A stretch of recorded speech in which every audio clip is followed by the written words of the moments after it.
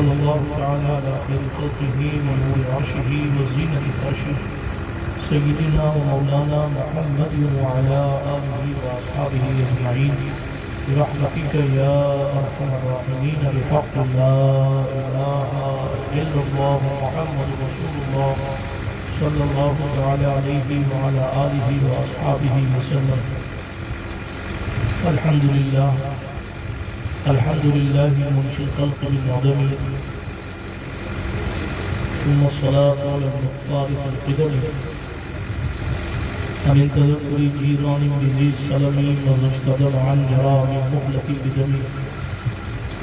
مولاي صل وسلم دائما أبدا على حبيبك خير الخلق كلهم محمد سيد الكونين والثقلين والفريقين من عرب ومن عجم. هو الحبيب الذي ترجى شفاعته لكل هول من الأهوال مقتحم.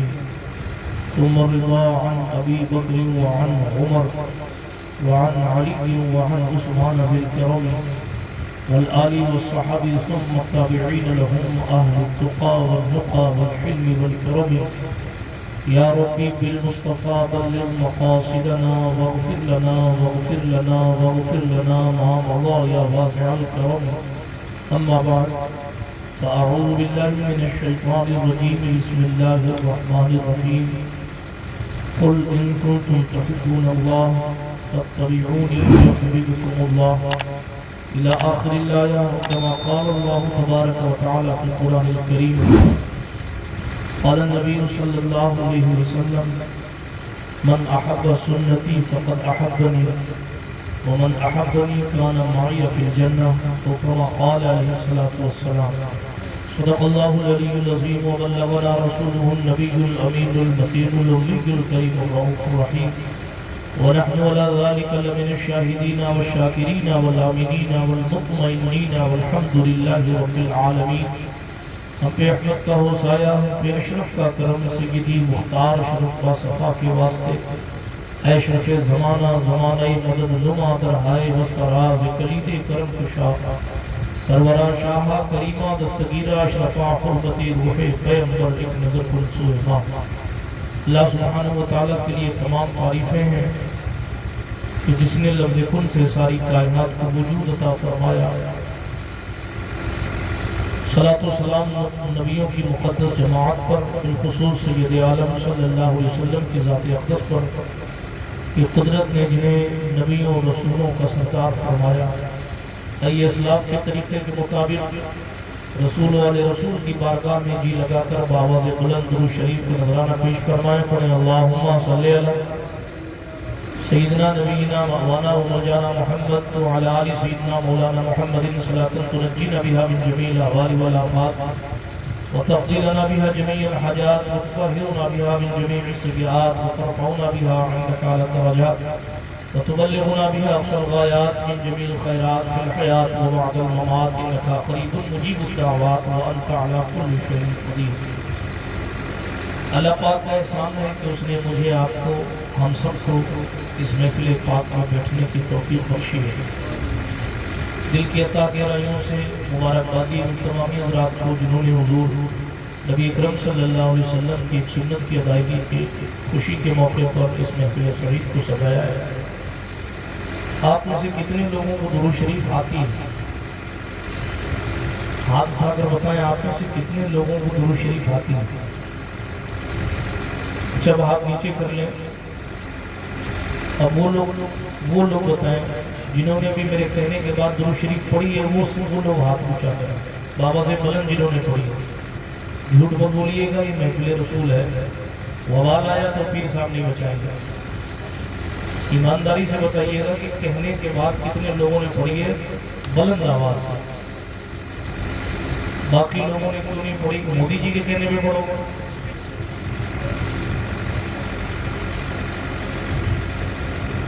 اتنی ساری باتیں مقبول شاہ صاحب نے محنت کر کر کے آپ کو سنائی، لیکن کوئی کار موتے دیکھ رہا تھا، کوئی کتا بھاگتا دیکھ رہا ہے، کوئی کسی کے جوبے پہ نظر اٹکائے ہوئے ہے، کوئی مائک والوں کی مشین دیکھ رہا ہے.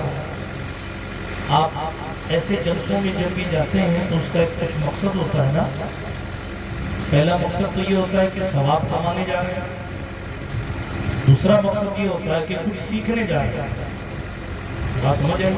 کیونکہ آپ مدرسہ نہیں جاتے, آپ دارالعلوم نہیں جاتے, آپ امام صاحب کے پاس بھی دین سیکھنے نہیں جاتے, تو لے دے کے مجلسی علم کا یہی ایک جلسہ راستہ ہے کہ جو لوگ 7 دن میں, 1 مہینہ میں یا 1 سال میں مسجد جاتے ہیں, ان کو دین تھوڑا موڑا ہی صحیح کیسے سکھایا جائے. تو اس کا ذریعہ ہمارے بزرگوں نے جلسہ نکالا کہ مجلسی علم لوگوں کو مل جائے تاکہ مجلس میں بیٹھ کر کچھ دین حاصل کریں. لیکن المیہ یہ ہے کہ ایسی محفلوں میں پہلی بات تو آتے نہیں, ایسا لگتا ہے کہ ان کو جنت میں راہل گاندھی لے کے جائے گا, اس لیے کہ ان کی پارٹی کا کوئی نیتا آتا ہے تو بھیڑ تو ماشاءاللہ آ جاتی ہے نا. اور بات اللہ رسول کی ہو تو اول ترین بات تو آتے نہیں, اور جن کو توفیق ملتی ہے آنے کی وہ سمجھتے ہیں ہمیں صرف جا کے بیٹھا رہنا, کرنا کچھ نہیں, نہ سننا ہے نہ سنانا ہے نہ اس پہ عمل کرنا ہے. معاذ اللہ, اللہ معاف کرے, جملے برے لگے تو معاف کیجیے گا. کوئی 30-35 منٹ خاص باتیں کروں گا اور اپنے گفتگو کو ختم کروں گا, چونکہ سنت کی مبارک سنت کی ادائیگی کے موقع پر اس کو سجایا گیا. سنت ہے کیا؟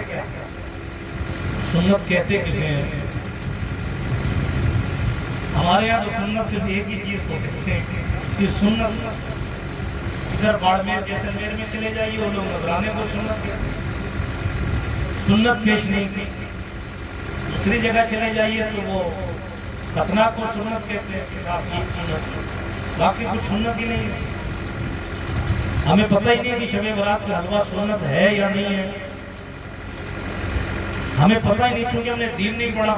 اور جب دین نہیں پڑھا تو 5-5, 7-7 ہزار لے کر کوئی میڈیا پر بیٹھ کر اونچی سی ٹوپی لگا کے کوئی دین بتاتا تو لوگ سمجھتے ہیں ایک بہت بڑا مولانا ہے, نیشنل ٹیلی ویژن پر بیٹھ کر دین بتا رہا ہے, اس کا مطلب واقعی بہت پڑھا لکھا ہے. حالانکہ وہ خود ٹٹو ہے, اس کو اپنے روزگار سے بیٹا رکھ دو. بسم اللہ, اس کو اپنے روزگار کو چلانا ہے اور محنت کر کے وہ کچھ بھی بولتا ہے, اور لوگ اس سے کوشچن کرتے ہیں تو بجائے کراس کوشچن کرنے کے وہ منہ ایسے لٹکا کے بیٹھتا ہے جیسے پتہ نہیں کہاں سے بدو لا کے لگا دیا. توجہ کی بات میرے بھائی یہ ہے کہ ہمیں اور آپ کو سیکھنا چاہیے, کم سے کم ڈیفینیشن تو سیکھیں. فرض کیا ہے, سنت کیا ہے, شرط کیا ہے, فرض اور شرط میں فرق کیا ہے, باتیں دور نکل جائیں گی. آیت کریمہ بڑی مشہور و معروف میں نے پڑھی, وہ بھی آدھی پڑھی ہے, اس لیے کہ پوری بھی تقریر کرنے کا ٹائم نہیں ہے.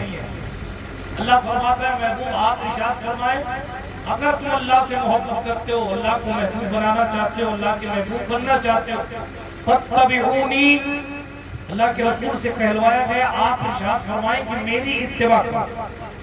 سنت مطلق جب بولی جائے, یہ لفظ جب مطلق بولا جائے سنت, تو اس پر علماء کا اتفاق ہے کہ اس سے مراد رسول گرامی صلی اللہ علیہ وسلم کا مبارک طریقہ ہے, حضور علیہ السلام کا طریقہ ہے. وگرنہ تو نسبت کر کے بولا جائے تو کہتے ہیں یہ سنت صحابہ ہے, یہ سنت اہل بیت ہے, یہ سنت علماء ہے, یہ سنت صالحین ہے, وغیرہ وغیرہ.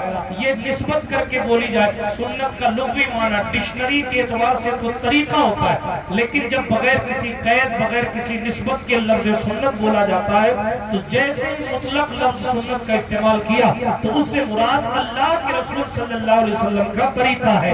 دیکھیں یہ فطرت کی بات ہے, جب بندہ کسی سے محبت کرتا ہے تو اس کو فالو کرنے کی کوشش کرتا ہے, اس کی طرح رہنے کی کوشش کرتا ہے, اس کی طرح بات کرنے کی کوشش کرتا ہے, اس کی طرح کپڑا پہننے کی کوشش کرتا ہے. آپ اس مجلس سے نکل کر گاؤں کے جوانوں کو دیکھیے گا, یہ صرف کیکر والی, روڑا والی یا کسی اور والی کی بات نہیں ہے, یہ پوری دنیا کی بات کم و بیش ہو چلی ہے. اب میں یہ مسلم معاشرے کو آپ نظر دوڑا کر جا کر دیکھیں تو آپ کو پتہ چلے گا کہ اگر کوئی کسی ایکٹر سے محبت کرتا ہے تو اس ایکٹر کو دیکھ کر جناب والا اس کے ڈائلاگ یاد کرتا ہے اور اس کے ڈائلاگ کاپی کرنے کی کوشش کرتا ہے. اس کا پسندیدہ ایکٹر اگر ہاتھوں میں کڑے پہنتا ہے تو جوان بھی کڑے پہننے لگ جاتا ہے. اس کا پسندیدہ ایکٹر اگر پینٹ پھاڑ لیتا ہے تو جوان بھی پینٹ پھاڑ لیتا ہے. اگر اس کا پسندیدہ ایکٹر شرٹ اتار دیتا ہے تو وہ جوان بھی انسٹاگرام پہ اپنی شرٹ اتاری والی فوٹو اپلوڈ کر دیتا ہے. اس کا پسندیدہ ایکٹر کسی خاص کمپنی کے جوتے پہنتا ہے تو وہ فالو کرنے کے لیے ویسے جوتے پہننے کی کوشش کرتا ہے. جس طرح کی وہ ہیئر اسٹائل رکھتا ہے اس طرح کی جوان اس کی محبت میں، ایکٹر کی محبت میں، اس ابھینیتا کی محبت میں اپنے بال کو کتوں اور بھنگیوں کی طرح کر لیتا ہے. بتانا مقصود یہ ہے یہ کیا چیز تھی. آپ کے دل میں ایکٹر کی محبت آئی تو آپ ایکٹر کو فالو کرنے لگے. یہ آپ کا مقدر ہے کہ آپ کے دل میں ایکٹر کی محبت رہ گئی. سلام اس عمر بن خطاب پر جس کے دل میں محمد عربی جمے اور اس شان کے ساتھ جمے. حدیث شریف میں آیا کہ سرکار عمر پہلے تھے جو تھے ایک دن اپنے گھر والوں سے کہنے لگے کہ مجھے آٹا جو دیا کرو جس سے روٹی پکاتے ہو اس آٹے کو چھان کر روٹی مت پکایا کرو بلکہ بغیر چھانے ہوئے آٹے کی روٹی پکا کر مجھے کھلایا کرو. کسی نے کہا عمر ساری زندگی تو آٹا چھان کر روٹی پکوا کر کھائی لیکن اب کیا ہوا کہ اب میں محبوب کا عاشق ہو گیا ہوں اور میرے مصطفیٰ جو روٹی کھاتے ہیں اس کا آٹا چھانا ہوا نہیں ہوتا. اس لیے سنت پر عمل کرنے کے لیے آج سے میں بھی بغیر چھانے ہوئے آٹے. نعرہ تکبیر، نعرہ تکبیر، نعرہ رسالت. بات سمجھ آ رہی آپ کو؟ آج سمجھ آئی؟ یہ ہے محبت کرنے کا نظریہ. اب آپ یہ دیکھیں، فیصلہ خود کریں. ایکٹر کی محبت یہ جنت میں لے جائے گی یا رسول کی محبت جنت میں لے جائے گی؟ حدیث شریف میں نے پڑھی خطبہ مسموعہ کی بات. اللہ کے رسول علیہ السلام نے فرمایا من احب سنتی فقد احبنی. جس نے میری سنت سے محبت کی اس نے مجھ سے محبت. حضور کے طریقے سے محبت کرنا کوئی چھوٹی بات اور طریقے سے محبت کر کے طریقے پر چلنا. وَاتَّبِعْ سَبِيلَ مَنْ أَنَابَ إِلَيَّ. بھی اس راستے کی کرو اللہ فرماتا ہے جو تمہیں میری طرف ہے. کیا اللہ طرف سے پاک ہے. اسی لیے کا معنی کیا یعنی اللہ کی خوشنودی کی طرف، اللہ کی رحمت کی طرف جو راستہ لے کر جاتا ہے. آج ہاہاکار مچا ہوا لوگ سمجھ نہیں پا رہے میں جانا کہاں. ادھر جاؤ ادھر جاؤ ادھر جاؤ ادھر کدھر جاؤ. اللہ کا قرآن کہتا ہے کدھر بھی مت جاؤ، جو راستہ جنت کی طرف لے کر آتا ہے بس اسی راستے پر چلتے رہو. سمجھ آ رہی ہے آپ کو؟ یہی ہماری زندگی ہونی چاہیے. اور یہی صحابہ کرام کا عمل تھا کہ انہوں نے حضور کی زندگی کے ایک لمحے کو دیکھا. آپ علماء سے پوچھیں حضور مسکراتے کہتے تھے کیسے اچھے صحابہ نے اس کو بھی کوٹ کیا. آپ ایکٹر سے محبت کرتے ہیں تو ایکٹر کے طریقے پر چلتے ہیں. جنہوں نے حضور سے محبت کی یہ فطرت کی بات ہے. میں نے شروع میں عرض کی آپ کے دل میں حضور کی محبت آئے گی تو آپ آٹومیٹکلی حضور کی شریعت کو، حضور کے طریقے کو، حضور کی سنت کو فالو کرنے لگے. پہلی بات محبت ہے یا نہیں؟ اگر نہیں ہے تو پھر ایمان کے ساتھ، اور اگر ہے تو پھر طریقے پر کیوں نہیں؟ کوئی لمبی چوڑی بات نہیں. ایک سوال آپ کیا دل میں رسول اللہ کی محبت ہے یا نہیں؟ اگر آپ کہتے ہیں کہ نہیں تو اسلام سے خارج ہو جائے. وَلَا يُؤْمِنُ أَحَدُكُمْ حَتَّىٰ أَكُونَ أَحَبَّ إِلَيْهِ مِنْ وَالِدِهِ وَوَلَدِهِ وَالنَّاسِ أَجْمَعِينَ. اور کما قال علیہ الصلوۃ والسلام. ڈاکٹر اقبال نے جھوٹ کر کہا محمد کی محبت دین حق کی شرط اول ہے. اسی میں ہو اگر خامی تو سب کچھ نامکمل ہے. محمد کی محبت خون کے رشتوں سے بالا ہے. یہ رشتہ دنیاوی قانون کے رشتوں سے اعلیٰ ہے. محمد ہے متاع عالم ایجاد سے پیارا، زن و فرزند سے، ماں باپ سے، اولاد سے پیارا. یہ مصطفیٰ جان رحمت کی محبت کی شان ہے. بہرحال مصطفیٰ کریم علیہ السلام کے عشق کے حوالے سے امام اہل سنت نے کہا جان ہے عشق مصطفیٰ روز حضور کرے خدا، جس کو ہو درد کا مزہ ناز دوا اٹھائے کو، پھر کے گلی گلی تباہ ٹھوکر سب کی کھائے کو، دل کو جو عقل دے خدا تیری گلی سے جائے کیوں. برادران ملت اسلامیہ عرض میں کر رہا تھا اگر حضور سے محبت یقیناً ہے اور یہ اس بات کی دلیل ہے. آپ یہاں آ کر بیٹھے کون کھینچ کے لایا؟ میں تو آپ کو کھینچ کے نہیں لایا، حضور کی محبت کھینچ کے لایا، حضور کا کلمہ کھینچ کے لایا. حضور علیہ السلام کے دین کی محبت کھینچ کے لائے. یقیناً آپ کے دل میں حضور کی محبت ہے تبھی تو سر پہ ٹوپی ہے. یقیناً آپ کے دل میں حضور کی محبت ہے تبھی تو آپ ساری دنیا سے لڑ کر توحید کا جام جب لوگوں کے سامنے پیش کر رہے ہیں اور لا الہ الا اللہ کہہ رہے ہیں.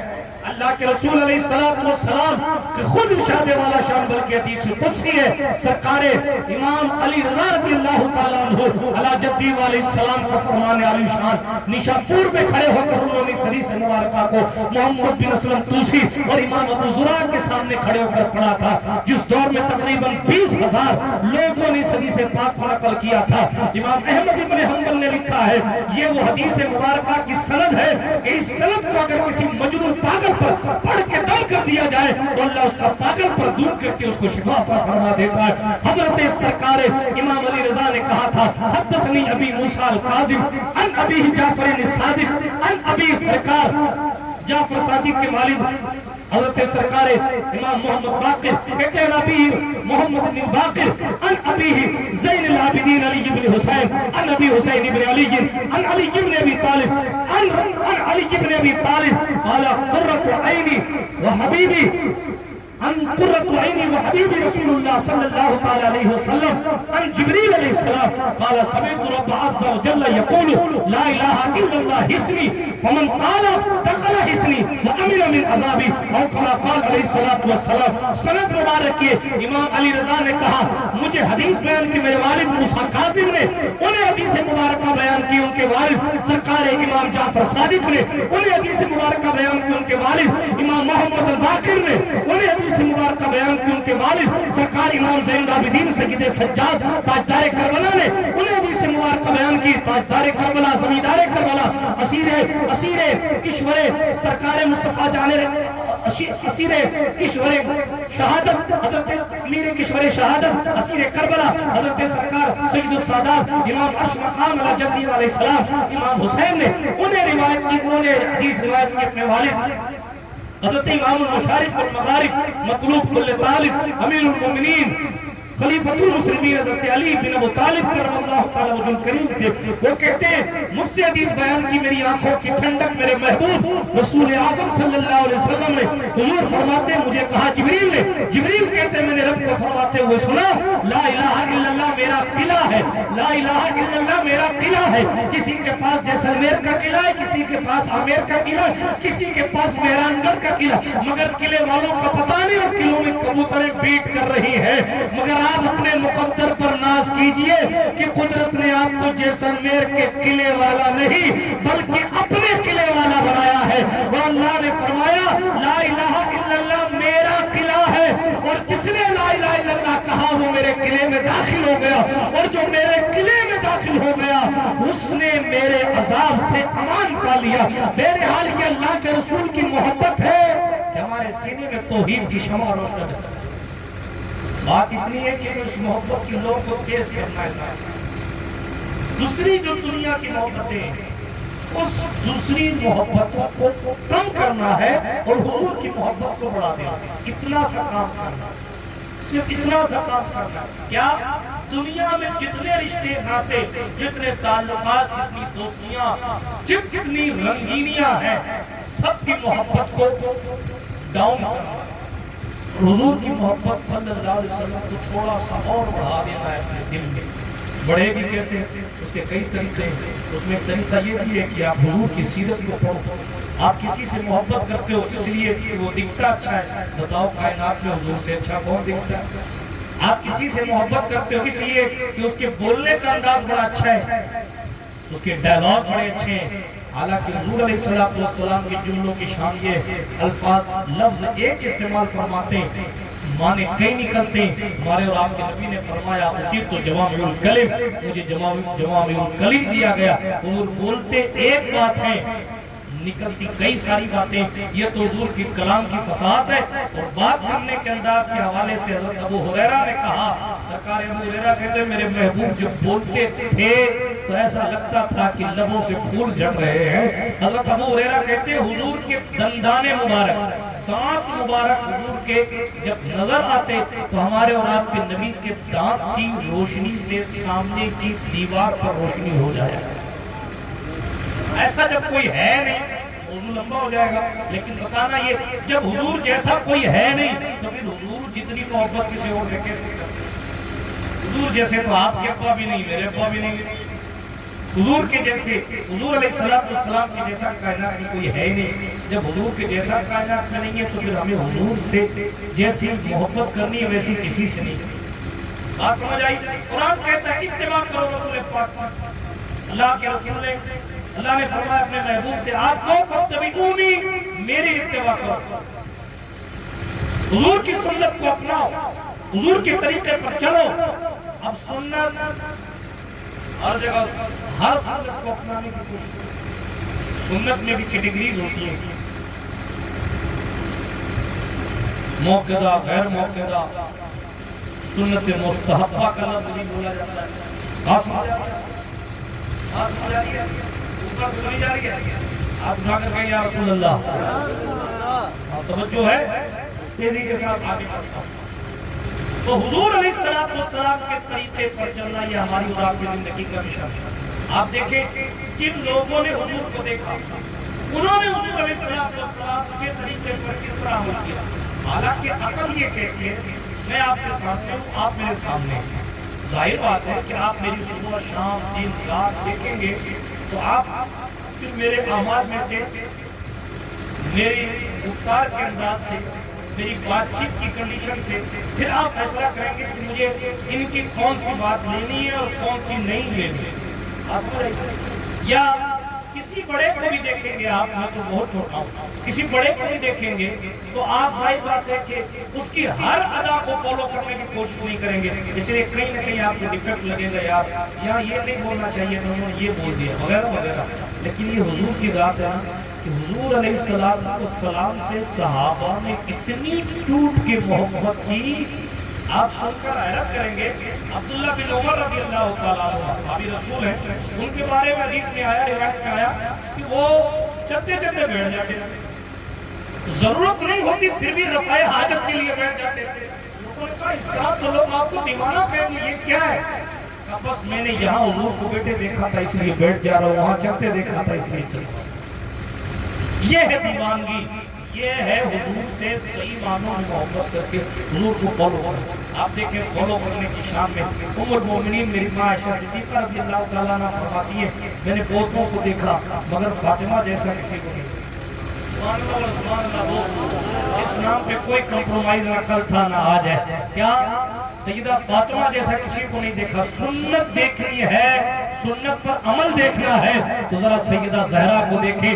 میں نہیں کہتا، ہماری آپ کی سب کی ماں حضرت عائشہ صدیقہ جو حضور نبی اکرم صلی اللہ علیہ وسلم کی لاڈلی پیاری بیوی ہے، حضرت عائشہ کہتی ہے فاطمہ کو دیکھو، ان کے چلنے سے حضور کا چلنا یاد آتا تھا، ان کے مسکرانے سے حضور کا مسکرانا یاد آتا تھا، ان کی سخاوت سے حضور کا سخاوت کرنا یاد آتا تھا، ان کے بات کرنے سے حضور کا بات کرنا یاد آتا تھا، ان کے بیٹھ جانے سے حضور کا بیٹھنا یاد آتا تھا۔ پتا چلا سیدہ نے اپنی زندگی سنت مصطفیٰ کی اس طرح مطابق کر رکھی تھی کہ ان کا ایک قدم بھی حضور کی ادا کے خلاف نہیں۔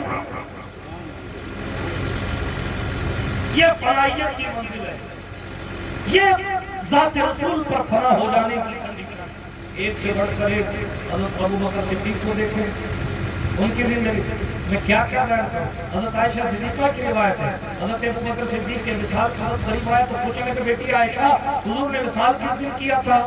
پیر کے دن۔ کتنی چادروں میں کفن دیا گیا تھا، کتنی چادروں میں۔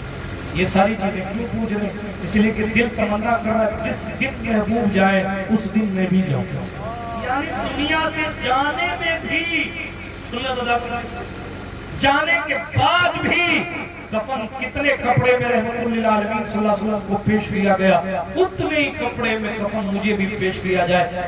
حد کیا ہے معلوم؟ انتہا یہ ہوئی، کمال ہے، بلکہ کیا حد میں بیان کروں گا۔ عشق کی یہ داستان ذرا سنیے، سرکار صدیق اکبر کا وصال اتنی ہی عمر میں ہوا جتنی بظاہر عمر رسول پاک صلی اللہ علیہ وسلم نے پائی۔ 63 سال کی عمر میں حضور کا وصال ہوا اور 63 سال ہی کی عمر حضرت ابوبکر صدیق نے، یعنی یہاں بھی فالو کیا، تمنا تھی ان کے دل کی۔ اس میں بھی سنت کی ادائیگی اللہ اکبر کبیرہ. میرے بتانا حضرت عمر فاروق اعظم نے دیکھا ایک شخص جو ہے ایسے وقت میں نفل پڑھ رہا جس وقت میں نفل پڑھنا حضور سے مشروع نہیں، یعنی مکروہ وقت میں نفل پڑھ رہا. سرکار عمر نے کوڑے کھینچ کے مارے. لوگوں نے کہا نمازی کو مار رہے ہیں، کیا کہا نمازی کو مار رہے ہیں. حضرت عمر نے فرمایا جس وقت حضور نے نماز نہیں پڑھی اور نماز پڑھنے سے منع کیا ہے اس وقت یہ کتنا بڑا نمازی آ گیا کہ نماز پڑھنا مطلب ٹھوک کے وقت بتانا. ان تمام چیزوں کو بتانے کا مقصد بہت سارے قصے، بہت ساری روایات، بہت ساری باتیں ہیں، لیکن بتانا کیا ہے، مطلب کیا ہے؟ مطلب یہ کہ جنہوں نے حضور کو دیکھا ان کے بارے میں بھی ایک بار یہ سوچا جا سکتا ہے کہ اب انہوں نے ہر طریقے سے حضور کو دیکھا، لیکن ان کی محبت یہ نہیں کہ انہوں نے حضور کا کوئی ایک طریقہ بھی چھوڑا ہو، بلکہ انتہا یہ ہے کہ حضور نے کہیں اپنی اونٹنی بٹھائی تو صحابہ نے اس سنت پر بھی عمل کیا جس کو بھی موقع ملا. حضور نے کسی خاص مقام پر جا کر استنجا بھی فرمایا نا تو ایسے ایسے صحابی ہیں کہ انہوں نے وہاں جا کے استنجا کیا اور یہ بھی سنت سمجھی. وضو کے بعد سرکار عثمان مسکراتے تھے، سنت سمجھ کے مسکراتے ہیں. بہرحال بہت سارے قصے جو بیان کیے جا سکتے ہیں، لیکن یہ سرسری طور پر تیزی سے جو میں نے سنایا اس کا کیا مقصد یہ ہے جو کائنات میں سب سے افضل جماعت ہے نبیوں کے بعد، جب اس مقدس جماعت نے ایک ایک لمحہ حضور کی زندگی کو دیکھا، کاپی کیا، اس پر عمل کر کے دکھایا، قیامت تک کے لیے یہ مثال بنا دی. اور سرکار عمر نے کہہ بھی دیا تھا نا ہمیں عزتیں حضور کے قدموں کی وجہ سے ملی ہیں، ہمیں عزتیں حضور کی قدموں کی وجہ سے ملی. آج یہ ماحول کی پامالی، آج یہ بے حرمتیاں، آج یہ ہماری بے وقاری، آج یہ ہماری پریشانیاں، آج یہ مصیبتیں، یقیناً ہر وقت ہم یہ سوچیں کہ ہم نے کون سا وہ کام کیا ہے جو کل اللہ کی بارگاہ میں کھڑے ہو کر عرض کر سکیں اے اللہ یہ کام میں نے صرف تیرے لیے. کوئی لمبی چوڑی بات اتنا تو آپ اپنے آپ سے پوچھ سکتے ہیں کہ ایک کام ذرا سا اپنے ذہن میں سیٹ کریں، یہ جو کام ہے یہ کام میں نے پیر صاحب کے لیے نہیں کیا، ابا جی کے لیے نہیں کیا، اماں جی کے لیے نہیں کیا، دوست کے لیے نہیں کیا، کسی کے لیے نہیں کیا، فلاں کام میں نے صرف اللہ تیری رضا کے لیے کیا. کوئی ایسا کام ہو جو جا کے پیش کر سکے. اتنا سب ہونے کے بعد سب کچھ عمر خطاب کے پاس تھا، لیکن اس کے باوجود بھی وہ رویا کہتے تھے کہ میں اپنے اللہ کو منہ کیسے دیکھوں. ان کو کوئی جا کے کہتا کہ آپ جبہ بدل لیں، نیا جبہ پہن لیں، تو کہتے نہیں میرے محبوب علیہ السلام کی یاد آتی ہے میں یہی پہنوں. حضرت حفصہ کو آگے بڑھا کے پیش کیا جائے کہ عمر سے کہیں کہ ذرا سا اپنی تنخواہ بڑھا لیں، بڑی محنت ہو رہی ہے، آدھی دنیا میں اسلام تقریباً پھیل چکا ہے. آج آپ عراق کا نام سنو گے، عراق صدام بہت بات کی کھیتی ہے. عراق میں اسلام سرکار عمر بن خطاب کے دور میں پہنچا ہے. آج جو ہے ایران کی بات کی جاتی ہے مسلم کنٹری کے نام، ایران پر اسلام سرکار عمر بن خطاب کے دور میں ان کی فوج لے کر گئے. آذربائیجان میں اسلام عمر کی وجہ سے پہنچا. ہاں مصر، آج مصر کے علم کی چرچے ہوتے، مصر میں اسلام سرکار عمر خطاب لے کر آئے. فلسطین میں حضرت عمر کے دور میں اسلام پہنچا. ملک شام میں جو ہے وہ صحیح معنوں میں اسلام سرکار عمر بن خطاب کے دور میں پہنچا. اکیلی ذات نے 22.5 لاکھ مربع میل پر اسلام کے جھنڈے لہرا دیے تھے. میں نہیں کہتا، میرے پاس ایک رپورٹ ہے جس میں راشٹر پتا گاندھی نے کہا ہے کہ اگر حکومت کرنی ہے تو ابو بکر و عمر کی زندگی دیکھو، اس لیے کہ سب کچھ ہونے کے بعد بھی انہوں نے فقیری میں زندگی گزاری. وہ فقیری یوں ہی نہیں کری جناب. آپ کو کوئی نذرانہ پیش کرے تو آپ کہیں گے بہت اچھے لوگ ہیں، بغیر مانگے دیتے ہیں. اور کوئی کہ حضرت اتنے کی بجائے اتنے رکھ لیجئے، آپ 4 گنا اور دعا دیں گے ماشاءاللہ ماشاءاللہ. مگر عمر بن خطاب رضی اللہ تعالیٰ عنہ ہے. دیکھیں مدائن فتح ہوا، کسرا فتح ہوا، ایران کی وادیوں میں اسلام پہنچا. خربوں دینار، روپیہ تو 1 2 10 100 سکے نہیں، خربوں سونے کے سکے عمر بن خطاب کے قدم میں لا کے ڈال دیے گئے، خربوں سونے کے سکے، اور وہ سونے کے کنگن جو حضور نے فرمائے تھے سراقہ ابن مالک کو پہنانے، وہ کنگن ایران کے بادشاہ کا شاہی لباس، ایران کے بادشاہ کا شاہی تاج، یہ سب جو ہے وہ پیک کر کے سرکار عمر کے قدم میں لا کر ڈال دیا گیا۔ مگر مسلمان ایویں مسلمان بن کر قیادت نہیں کرتا۔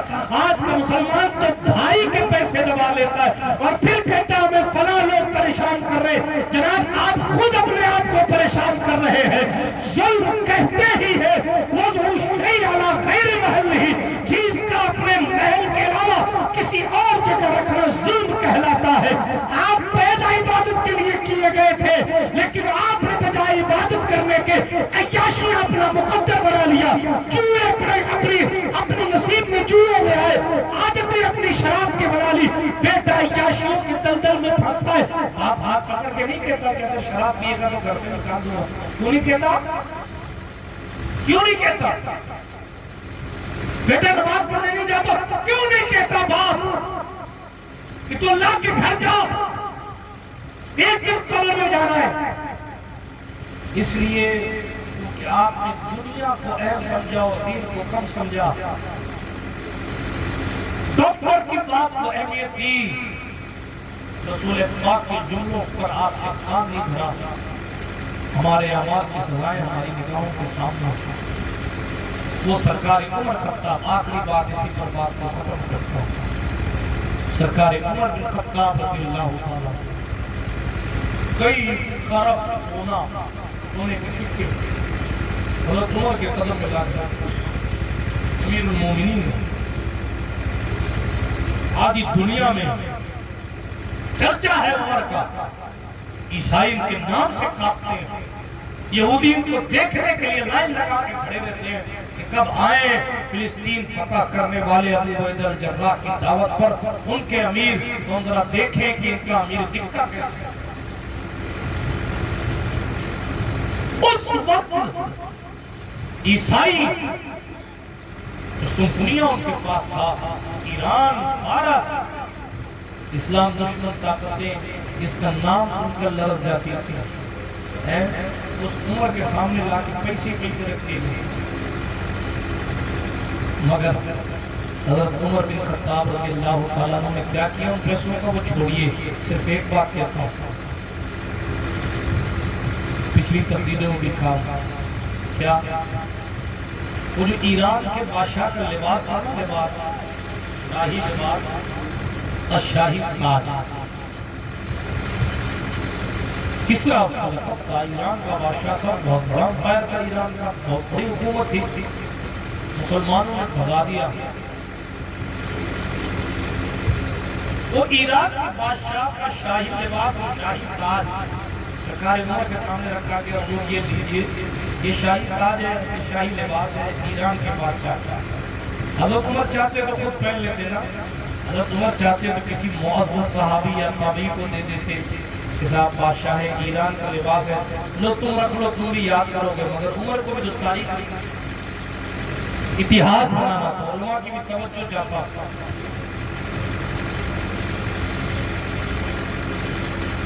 جیسے ہی کہا گیا یہ شاہی لباس ہے، یہ شاہی تاج ہے، ہزاروں سلام عمر کی اس ادا پر۔ فقیری اس کو نہیں کہتے کہ جناب والا چلم تشریح ہو رہی ہے اور سیٹھوں سے مال بھی مانگے جا رہے ہیں اور پھر کہتے ہیں ہم تو فقیر لوگ ہیں۔ اللہ کا فقیر کہاں کسی کے سامنے ہاتھ پھیلاتا ہے؟ اللہ کا فقیر تو بادشاہوں کو بھی بھیک دے کے چلا جاتا ہے۔ ایک بادشاہ نے فقیر سے کہا مجھ سے مانگو، فقیر نے پوچھا دنیا مانگو کہ دین مانگو؟ کہا دین میں تو تم خود اللہ والے ہو، مجھ سے دنیا مانگو۔ فقیر نے کہا میں نے دنیا اپنے اللہ سے نہیں مانگی، بادشاہ تجھ سے کیا مانگوں؟ مگر آج دنیا کی تکبر، یہ سیاست کا بھوت، یہ شریعت مطہرہ کے اندر رہ کر کیا جائے، کوئی منع نہیں کرتا۔ سیاست کوئی عمر کی طرح کر سکتا ہے کیا؟ سیاست کرنی ہے کسی کو، آپ حضرت ابو بکر صدیق جیسی سیاست لا سکتے ہیں کیا؟ سیاست سیکھی حضرت امیر معاویہ سے، سیاست کہتے کس کو؟ کس طریقے سے عیسائیت کی دھول چٹا کر اسلام کی تقویت کے سامان بنا. بات اتنی ہے کہ ہم نے حضور کی شریعت کی سرحدوں کو نہیں جانا، اسی لیے ہمیں پتہ ہی نہیں ہے کہ ہم سیاست کرتے کرتے کب شرک کر جاتے ہیں. ہمیں پتہ ہی نہیں ہے کہ تعظیم کرتے کرتے کب غلو کر جاتے ہیں. تو جو سی صاحب اپنے جملوں میں کہہ رہے تھے، مسئلہ ہی ہے ہمارے یہاں ہمیں فضیلت اور فرض میں فرق پتا ہے، فضائل اور فرائض میں سے الجھے ہوئے ہیں کہ بس اللہ کی پناہ. جمعرات کو آستانے پر جانا تو معمول بنا لیا، لیکن پورے مہینے میں ایک دن بھی فجر پڑھنا معمول نہیں بنایا. میں نہیں کہتا آستانوں پہ نہ جاؤ، جسے اللہ والے چاہتے ہیں اسے بلاتے ہیں، لیکن کہیں ایسا ہو یہی اللہ والے گریبان پکڑ کے کہیں کہ میرا مشن تو تھا کہ نماز پڑھ، میرا مقصد تو یہ تھا کہ نماز پڑھ. حضرت سرکار غریب نواز فرماتے ہیں بات دور نکل جائے گی، جانے دیں. لیکن غریب نواز نے ایک موقع پر فرمایا تھا اللہ سے مناجات کرنی ہو تو نماز پڑھا تھا، باتیں کرنی ہو تو نماز پڑھا تھا. اور بھی بہت سخت قسم کے الفاظ ادا کیے گئے، لیکن اپنے وقت میں گنجائش نہیں ہے، اس لیے میں تیزی کے ساتھ آگے بڑھتا ہوں. ذرا سا پڑھیے گا کبھی دلیل العارفین اٹھا کے، انیس الاربع اٹھا کے یہ ملفوظات بزرگوں کے تو آپ کو پتہ لگے گا خالی یا خواجہ کہنے سے خواجہ صاحب راضی ہونے والے نہیں. خزینۃ الاسفیاء کے مصنف نے لکھا ہے 60 سال تک عشاء کے وضو سے فجر کی نماز خواجہ صاحب نے پڑھی. ہمارے بزرگوں نے لکھا ہے کہ ذکر اللہ میں اتنے غرق رہتے تھے کہ کبھی کبھی جب حجرہ کھلتا تھا تو حضرت قطب الدین بختیار کاکی اور محمود الدین ناگوری بھی چھپ جاتے تھے، کیونکہ نگاہوں سے وہ تجلی نکلتی تھی کہ پتھر پہ پڑ جاتی تو پتھر دو ٹکڑے ہو جاتے. مذاق سمجھ رکھا ہے آپ نے غریب نواز. ہم سمجھتے ہیں کہ صرف وہ تمنا پوری کرنے کی کوئی فیکٹری ہے.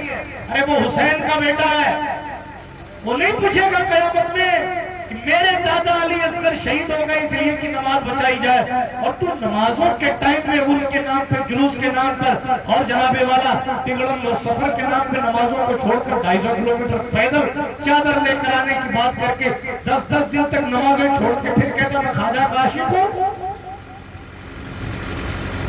معافی چاہتا ہوں، لیکن بات اتنی ہے کہ ہم نے اپنے دین کو صحیح معنی میں پڑھا ہے. کبھی پڑھیے گا اقوال غریب نواز اٹھا کے پڑھیے گا، آپ کو پتہ چلے گا کہ بے نمازی سے کتنی سختی کی ہے غریب نواز، کتنی ناراضگی کا اظہار کیا خود غریب نواز نے، اور کس قدر مخلوق کی خدمت کی طرف سرکار غریب نواز نے توجہ کری ہے. بلکہ خود اپنے لیے کتب پاک کہتے ہیں کہ غریب نواز اپنے لیے نہیں مانگتے تھے تو امت مصطفیٰ کے لیے مانگتے تھے.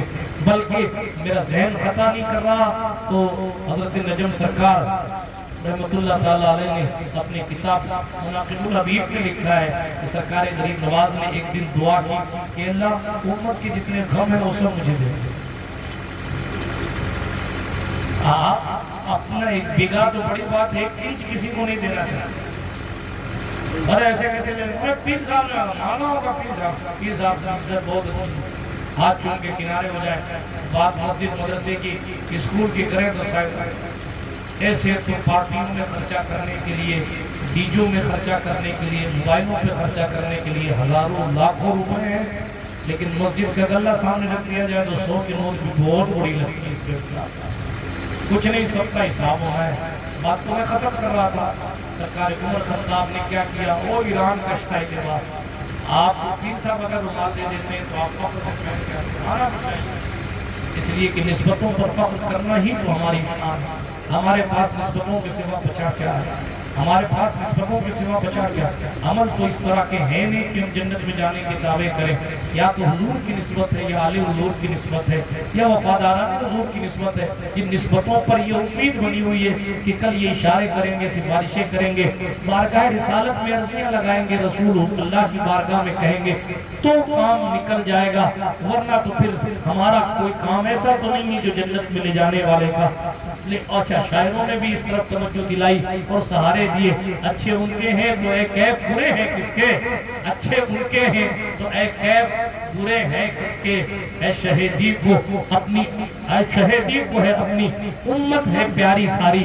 سرکار مصطفیٰ کریم علیہ السلام کے بارگاہ میں نعتیہ شاعر لکھتے لکھتے عاشق نے کاہل عمل کو ان کے عمل کام آئیں گے. میرا ہے کون تیرے سوا آہل خبر, جنگل درندوں کا ہے میں بے یار شب قریب, گھیرے ہیں چار سمت سے بدخواہ لے خبر. اے شافع امم شہر زی جاہ لے خبر, للہ لے خبر میری للہ لے خبر. مانا کہ سخت مجرم و ناکارہ ہے رضا, مانا کہ سخت مجرم و ناکارہ ہے رضا, تیرا ہی تو بندہ درگاہ لے خبر. برادران ملت اسلامیہ, سرکار عمر نے تاریخ رقم کی. ہم پیسہ کمانے میں محنت کرتے ہیں اور کما کے صحیح جگہ خرچہ بھی نہیں کرتے, لیکن سرکار عمر کے سامنے رکھا گیا ایران کے بادشاہ کا لباس اور تاج, تو عمر پاک نے گاؤں کے عربی کو بلایا, کدھر آؤ بھائی, گاؤں والوں کا لباس اور گاؤں والوں کا لباس, بلودی والوں کا لباس دیکھ لیجیے, آپ کا سرویر والوں کا لباس. میں اس لیے کہہ رہا ہوں ریگستان کے علاقے کے لوگ ہیں نا, آپ دیکھیں سبحان اللہ ان کا لباس, وہ سر پہ کچھ بھی باندھ لیتے ہیں, وہ بدن پہ کچھ بھی ڈال لیتے ہیں, وہ تیبر کی جگہ کچھ بھی پہن لیتے ہیں.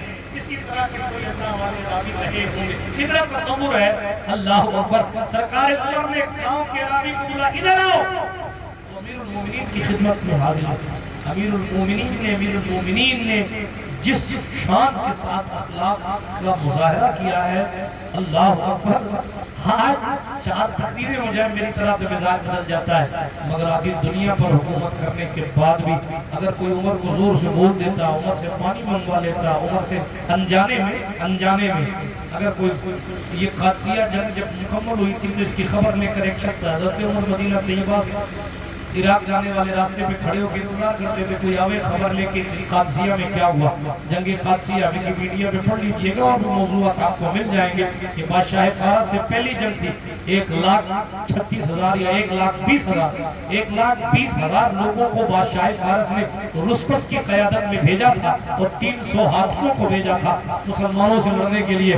حضرت سعد بن ابی وقاص کو امیر المومنین عمر پاک نے جو ہے وہ قائد بنایا, کمانڈر بنایا اور 36,000 مسلمانوں کو روانہ کیا تھا. ان کی جنگی تیاری فارسیوں کی اتنی زیادہ تھی, عراق اس وقت تک مسلمان نہیں ہوا تھا. سرکار عمر کو جب خط لکھا گیا کہ حضرت ان کی تیاری بڑی زیادہ ہے, ان کے پاس فوج بہت ہے, ان کے پاس اسلحے بہت ہیں, انہوں نے پہلے سے تیار کر رکھا ہے کہ عمر کی فوج ادھر بھی گھوم سکتی ہے, اس لیے لڑنے کے لیے وہ تیار ہے اور ہم جو ہے وہ اس طرح مقابلے میں کم ہے. سرکار امیر المومنین نے اور بھی وصیتیں نصیحتیں کی, مگر ایک جملہ لکھا اور فرمایا ان کی تیاری سے مت ڈرنا, ان کی لمبی فوج سے مت ڈرنا, اللہ کی ذات پر بھروسہ رکھنا, اللہ ان کے ساتھ نہیں اللہ تمہارے ساتھ ہے, اور اپنی طرف سے محنت میں کوئی کمی نہیں کرنا. 36,000 لوگوں نے 1,25,000 لوگوں کو اس حیثیت سے بھگایا کہ جنگ کی کنڈیشن کا اندازہ لگائے. پہلے دن میں گولی سے نہیں, توپ سے نہیں, بندوق سے نہیں, تلواروں سے 10,000 دشمنوں نے دن کو قتل کر دیا گیا. آپ سوچیں کہ کتنی محنت سے جنگ لڑی گئی ہوگی. 2,000 مسلمان ایک دن میں شہید ہو گئے, لیکن بہرحال وقت گزرا, کئی دنوں تک انتظار ہوتا رہا. اب خبر آئے کہ کیا ہوا قادسیہ میں. حضرت عمر خود باہر جاتے تھے مسجد نبوی کے احاطے سے اور جا کر انتظار کرتے تھے قاصد کا کہ کوئی آوے تو مجھے بتاوے کہ وہاں جنگ میں کیا ہوا. یہ اچانک ایک دن قاصد آیا, پوچھا کہاں سے آ رہے ہو, کہاں قادسیہ سے آؤ, کہا کیا خبر لائے ہو. اس نے کہا مبارک ہو مسلمانوں کی جیت ہو گئی ہے. لیکن وہ عمر کو پہچانتا نہیں تھا, وہ گھوڑے کے اوپر بیٹھا تھا, عمر زمین میں چل رہے تھے. آج پیر صاحب نیچے بیٹھے ہو اور آپ کار کے اوپر بیٹھے, آپ کا باپ آپ کو لات نہیں مار دے تو مجھے بتائیے گا. حالانکہ یہ کفر نہیں ہے, یہ شرک نہیں ہے, اگر آپ کی نیت بری نہیں ہے تو شاید یہ بے ادبی بھی نہیں ہے. لیکن توجہ, حضرت عمر وہ ہے سرکار علی نے جس کے حوالے سے کہا تھا عمر ابو بکر کے پاس پوری امت میں اگر کوئی بہتر ہے تو عمر تو ہے. حضرت علی نے جس کے جانے پر آنسو بہائے تھے, اٹھائے طبقات ابن سعد, خود عبداللہ ابن عباس کہتے میرے کندھے پر سر رکھ کر ایک شخص روتا تھا اور کہتا تھا عمر کے بعد عمر جیسا کوئی نہیں. ابن عباس کہتے میں نے پلٹ کے دیکھا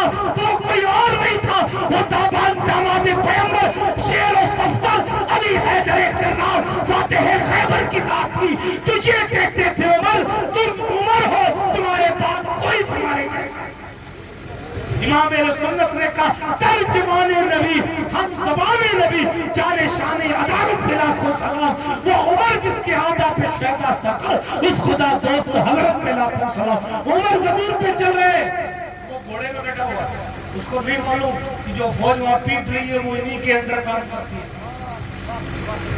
اور عمر نے بھی اس بات کا احساس نہیں دلایا کہ میں ہوں، وہ گھوڑے میں بیٹھا بیٹھا کہتا رہا اتنے شہید ہوئے۔ حضرت عمر اور پوچھتے رہے، حضرت عمر جلدی جلدی چل رہے ہیں، جس طرح اس کا گھوڑا جلدی نہیں چل رہا ہے اس طرح عمر جلدی جلدی چل رہا ہے۔ عمر نے یہ بھی نہیں کہا رک کے بتا دے یار یہ کیا بڑا ہو گیا، ان کا اخلاق اور تھا، ہمارا حال اور ہے۔ آخر جیسی آبادی میں پہنچے نا تو لوگوں نے کہا السلام علیکم یا امیر المومنین، السلام علیکم یا امیر المومنین۔ یہ تو عمر ہے، گھوڑے سے کود گیا، کہا سرکار معاف کیجئے میں نے پہچانا نہیں۔ حضرت عمر نے مسکرا کے کہا کوئی بات نہیں میرے بھائی، نہیں پہچانا کوئی بات نہیں، تو خوشی اتنی خوشخبری اتنی اچھی لایا، تو بات اتنی کر رہا اس سے کیا کہا جائے۔ اسے انعام و اکرام سے بھی نوازا گیا، دعاؤں سے۔ میرے حال برادران ملت اسلامیہ، کہ عمر کی بات چلے گی تو عمر گزر جائے گی، بات اتنی ہے سرکار مصطفیٰ جان رحمت علیہ السلام نے کیا تعلیم دی تھی۔ آج ہم پیسہ دیکھ کر ایمان بدل لیتے، پیسہ دیکھ کر مسلک بدل لیتے، پیر بدل لیتے پیسہ دیکھ کر، پارٹیاں بدل لیتے پیسہ دیکھ کر۔ اپنے بھی خفا مجھ سے ہیں، بیگانے بھی ناخوش، میں زہر حلال کو کبھی کہہ نہ سکا کل۔ بات سچی ہے، پیسہ دیکھ کر اگر لوگوں کے اختیار میں ہوتا تو باپ بھی بدل لیتے، لیکن سلام عمر بن خطاب کی ذات پر، سلام گھر پر سونا رکھا ہے اور عمر رو رہے کہ اللہ تیرا شکر ہے کہ تو نے مجھے فتح دی۔ یہ فتح حضور کے دور میں نہیں ہوئی، یہ فتح ابو بکر کے دور میں نہیں ہوئی، حالانکہ وہ دونوں مجھ سے زیادہ تجھے محبوب ہے، لیکن پھر بھی ان کے دور میں نہیں ہوئی۔ کہیں یہ فتح بھی اور اتنا سونا یہ عمر کا امتحان تو نہیں ہے؟ اور پھر جب شاہی لباس رکھا گیا سامنے، ایک لمحہ جی بھر کے دیکھا ہی نہیں، کوئی قدر و قیمت ہی نہیں صاحب۔ وہ گاؤں کے راوی کو بلایا وہی کا تو حاضر خدمت ہوا، اس کو بادشاہ ایران کا شاہی لباس بھی دے دیا اور کہا تیرا تاج بھی لے جا، مجھے اس تاج کی بھی ضرورت نہیں ہے، اس لباس کی بھی ضرورت۔ میں نے عالم تصور میں پوچھا عمر پھر آپ کے سر کا تاج کیا ہے؟ تو میرے عشق نے جواب دیا کہ وہ ندیم قاسمی نے کہا تھا کچھ نہیں مانتا شاہوں سے یہ شہدہ تیرا، اس کی دولت ہے فقط نقش کفے پا تیرا۔ جس کو ان سے پہلے بال نے کہا تھا کہ محمد سے وفا، تو نے تو ہم تیرے ہیں، یہ جہاں چیز ہے کیا لوح و قلم تیرے۔ عمر کے لیے حضور کے قدم کی برکت کافی ہے، انہیں ایران و عراق کے شاہوں کی تاج سے کوئی محبت نہیں۔ حضور سرکار مدینہ سے ٹوٹ کر اس شان کے ساتھ محبت کی اور دنیا کو بھی بتایا اگر ترقی چاہتے ہو تو یہ نہ دیکھنا کہ پیسہ کدھر ہے، سونا کدھر ہے، چاندی کدھر ہے، فیم کدھر ہے، شہرت کدھر ہے، نہیں، یہ دیکھنا حضور کدھر ہے۔ بات سمجھ آئی؟ تو آپ کو بھی دیکھنا آئیں گے، مجھے بھی دیکھنا، یہاں والوں کو بھی دیکھنا، یہاں والوں کو بھی دیکھنا۔ صبح اٹھیں تو پوچھیں علماء سے کہ صبح اٹھنے کے بعد حضور کی سنت کیا ہے۔ آپ کو صبح اٹھ کے برش کرنا یاد ہے، مسواک کرنا یاد نہیں ہے؟ علماء بیٹھے آپ سے پوچھیں بغیر مسواک کی نماز پڑھنا اور مسواک کر کے وضو کر کے، میں جس وضو میں مسواک کی گئی اور اس طرح کے وضو سے نماز پڑھی گئی 25 گنا زیادہ ثواب ملتا ہے مسواک والی نماز۔ لیکن صاحب مسواک کا تو سنت ہے اور 5 بار کم سے کم 5 بار تو بندہ وضو کرے گا، 5 بار مسواک کرے گا۔ ڈاکٹروں کا صبح برش کرنا چاہیے، ڈاکٹروں کا مزاج بدلا، تحقیقات پڑھی تو کہا بھئی صبح کے برش سے زیادہ رات کا برش زیادہ امپورٹنٹ ہے، اس لیے کہ رات میں منہ بند رہتا ہے، کیٹانوؤں کو، جراثیم کو طاقت ملتی ہے، اس لیے رات برش کر کے سویا کرو۔ بڑے بڑے ڈینٹسٹ تھے، ان کو 1400 سال بعد پتہ چلا، اور ہمارے حضور کا طریقہ کیا تھا؟ سونے سے پہلے وضو فرماتے۔ حضور نے فرمایا جو وضو کر کے سویا رات بھر گویا عبادت میں لکھا جائے۔ وضو میں ہر وضو میں حضور مسواک کرتے تھے، کوئی برش کرنے والا دن میں 5 بار برش نہیں کرتا، مگر نبی کی تعلیم پڑھے تو 5 بار کم سے کم مسواک آپ کا۔ کوئی کتنا بھی بڑا صاف رہنے کی کوشش کرے 5 بار فیس واش سے منہ نہیں دھونے کی کوشش کرتا، زیادہ زیادہ 1 سے 2 بار آدمی دھو لیتا ہے، ٹھیک ہے، لیکن 5 بار آدمی جب اپنے چہرے کو دھوئے گا، ظاہر ہے چہرے کا ڈسٹ، چہرے پر لگی ہوئی گندگی آٹومیٹک ختم ہو جائے گی۔ میں کن کن سنتوں پر بات کروں؟ مسواک پر بات کروں، وضو پر بات کروں، ہاتھ دھونے پر بات کروں، کہ کلی پر بات کروں، کہ ناک صاف کرنے پر بات کروں، کہ چھینک آنے پر بات کروں، کہ سنتوں پر بات ہوتی رہے گی۔ اور ہم اہل سنت ہیں، ہمارا کام ہے سنتوں پر بات کرنا ہے، لیکن صرف بات کرنا رہے، بات عمل بھی کیجیے۔ اللہ پاک مجھے اور آپ کو حضور علیہ السلام کی سنت مبارکہ پر عمل پیرا ہونے کی سعادت بخشے، اور حضور کی کم و بیش ہر سنت کو فالو کرنے کہ ہمیں اور آپ کو توفیق نصیب فرمائے۔ درمیان گفتگو کوئی جملہ غیر شرعی یا مدر صاحبہ نکل گیا ہو، میرا کریم اللہ مجھے معاف فرمائے۔ آپ سب کو گواہ بنا کر اپنے رب کی بارگاہ میں توبہ کرتا ہوں، استغفر اللہ تعالی ربی من کل ذنب واتوب الیہ، اشہد ان لا الہ الا اللہ وحدہ لا شریک لہ واشہد ان سیدنا محمدا عبدہ ورسولہ، سبحانک لا علم لنا الا ما علمتنا انک انت العلیم الحکیم، واخر دعوانا الحمد للہ رب العالمین۔ خاک مجھ میں کمال رکھا ہے، مصطفیٰ نے سنبھال رکھا ہے، تیرے عیبوں پہ ڈال کر پردہ مجھ کو اچھوں میں ڈال رکھا ہے۔ السلام علیکم۔